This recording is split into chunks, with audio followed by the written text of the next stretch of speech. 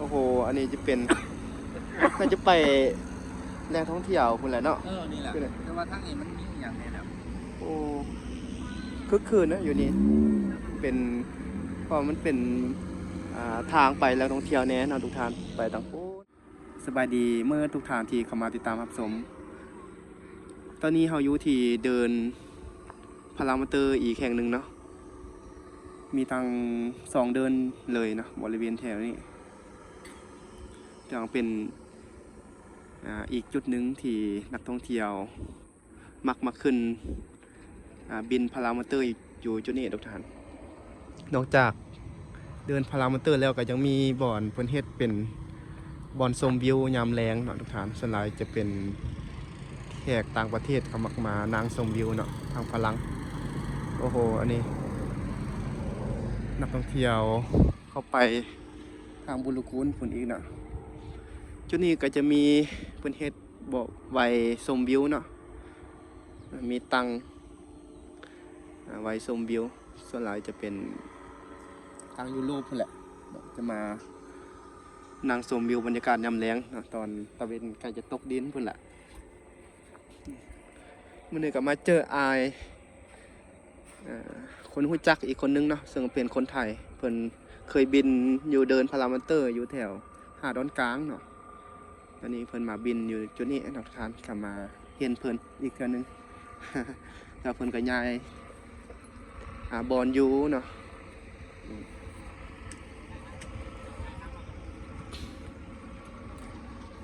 ตอนนี้ก็กำลังจะเกี่ยมบินแล้วตอนนี้นักท่องเที่ยวกำลังจะเกี่ยมบินแล้ว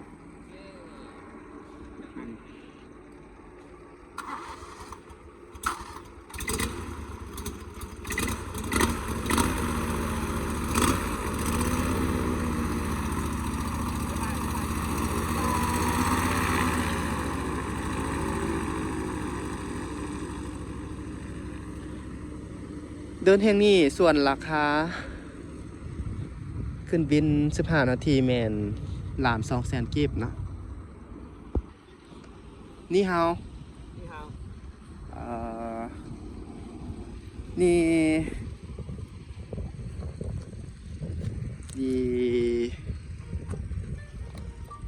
นี่สัวลาวกงบอกภาษาลาวบ่ได้ เดี๋ยวเป็นคนจีน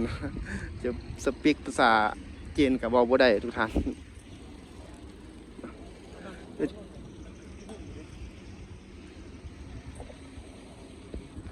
นี่ก็ถือว่าเป็นอีกสถานที่แห่งหนึ่งเนาะที่พาทุกท่านมื้อนี้มารับชมเบิ่งน้ำกันเดินพารามอเตอร์ก็อยู่ใกล้ๆกับติดทางรถเนาะติดถนนหนทางเลยทางไปบุรกูล1เนาะหรือว่าทำปูคำต่างๆก็มีทางบุรกูล2อีกนะจนทางไปบุรกูลต่างๆจะเป็นทางไปสถานที่ท่องเที่ยวเลยเนาะติดกับทางไปสถานที่ท่องเที่ยวเลย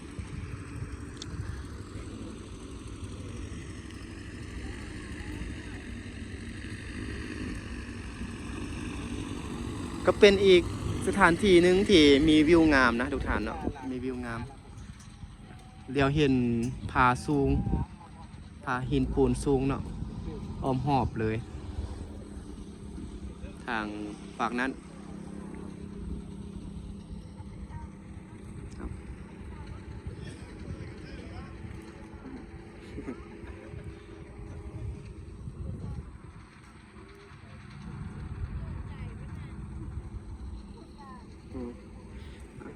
คิดว่าขึ้นบินบ่แม่นบ่นี่ว่าคิดว่าขึ้นบินเมื่อกี้นี่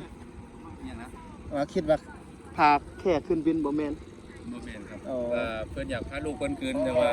ทั้งคุณแม่แบบไม่อยากให้ขึ้นอะไรก็เลยพานางแล้วก็กลับไปครับเข้ากล้องในนึงอีกมาทางนี้โอ้โหนี่มาเจอกันอีกทีนึงเนาะย้ายที่แล้วตอนนี้ย้ายที่แล้วการเปลี่ยนบอลยูเนาะเปลี่ยนนี่ใกล้ๆนี่แหละเนาะถ้าเข้ามาขี่มาส้มได้เนาะเดินพารามอเตอร์ก็เป็นอีกบอลนึงที่มีวิวงามนี่ แขกกำลังมาแล้วโอ้โหก็มาลายอยู่เด้อเนาะทุกท่านสถานที่แห่งนี้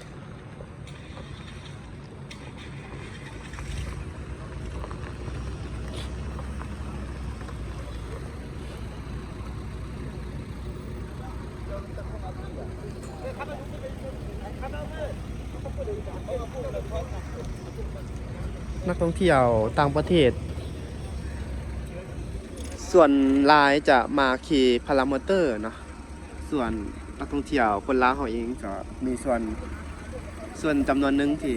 มักมาขี่พารามอเตอร์ส่วนหลายจะเป็นต่างประเทศทางนั้นนะโดยเฉพาะแมนทางยุโรป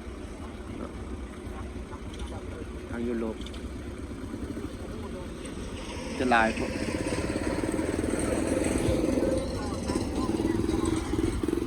มีรถทับส่งพาเที่ยวมาแล้วเนาะฮัลโหลมาแล้ว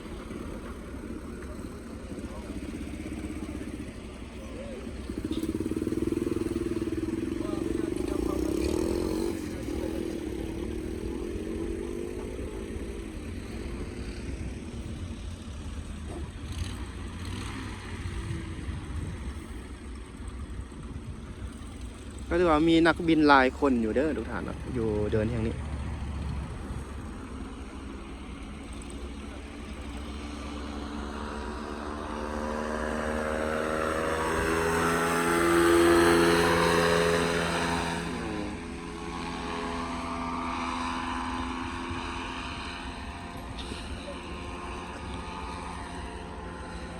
เพิ่นก็จะมี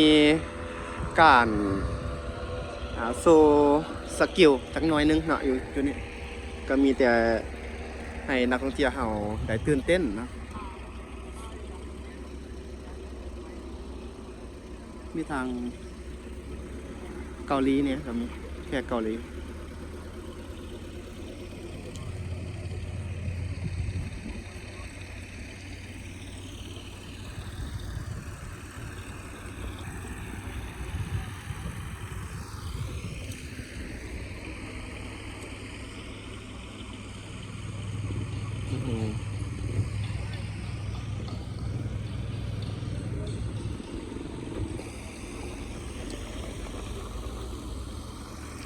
มื้อนี้อากาศดีเนาะอากาศดีขนาดเลยแดดจำแรงเลยเนาะมื้อนี้ก็ถือว่าอากาศปลอดโปร่งแจ่มใสดี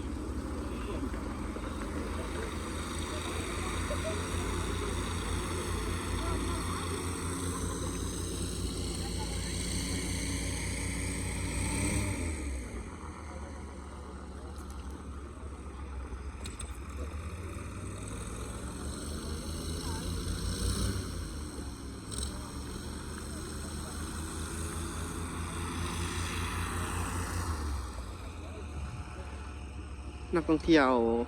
ที่มาจากต่างประเทศโดยเฉพาะแมนทางยุโรปนี่เขามักขี่พารามอเตอร์ทุกท่านซึ่งว่าเป็น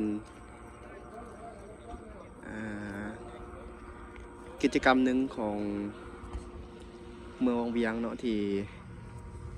ดึงดูดนักท่องเที่ยวเข้ามาเที่ยวแล้วก็มาขึ้นบินพารามอเตอร์เนาะ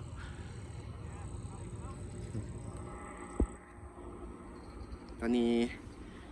กำลังจะขึ้นบินแล้วเนาะนักท่องเที่ยว3 คน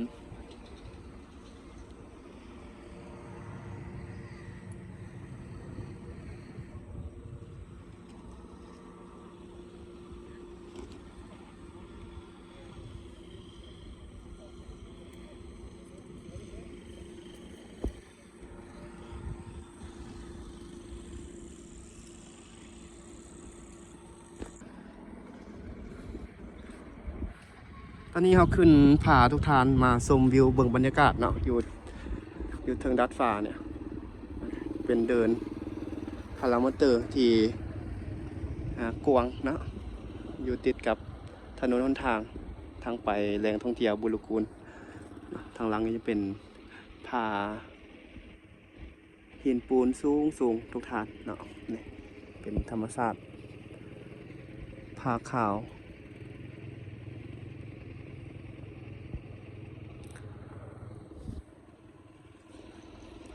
นี่กับบรรยากาศยามแลงเนี่ยอากาศก็ดีเนาะ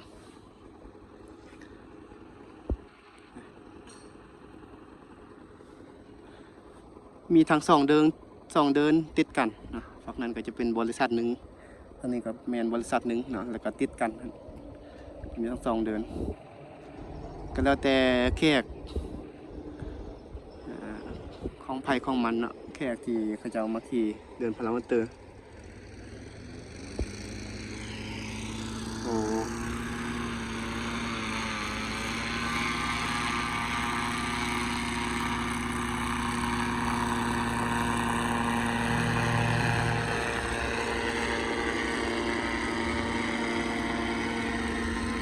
ขึ้นไปแล้ว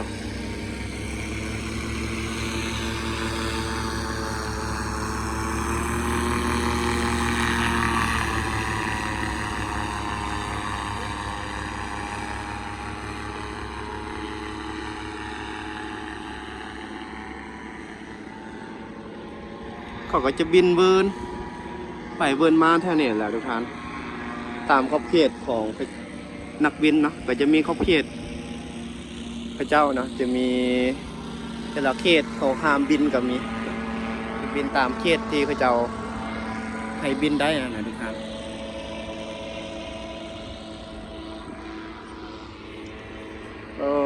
คักหลายโอ้ไปตามหอมผ่านงามขนาดน่ะ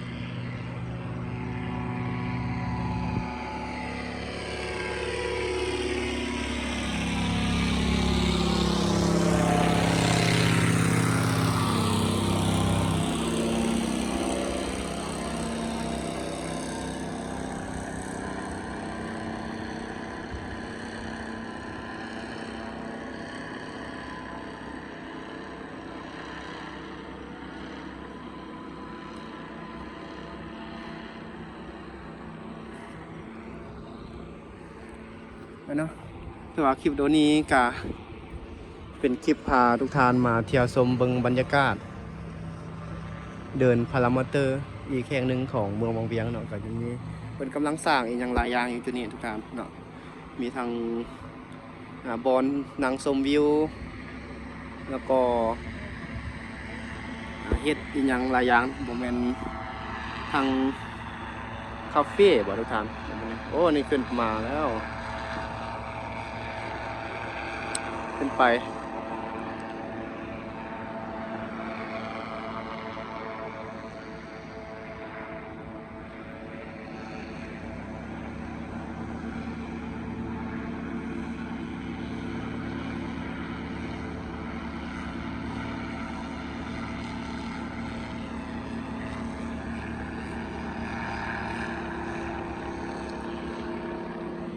น้องทุกท่านสำหรับวิดีโอนี้ก็ขออนุญาตจบคลิปประมาณนี้เด้อทุกท่านไว้พบกันใหม่ในคลิปหน้าเนาะเดี๋ยวคลิปหน้าจะพาทุกท่านไปเที่ยวชมใส่ก็อย่าลืมฝากติดตามทุกท่านขอบใจทุกท่านที่เข้ามาติดตามแต่ต้นจนจบนะเบิ่งคลิปแต่ต้นจนจบเด้อเนาะเข้ามาสบายดี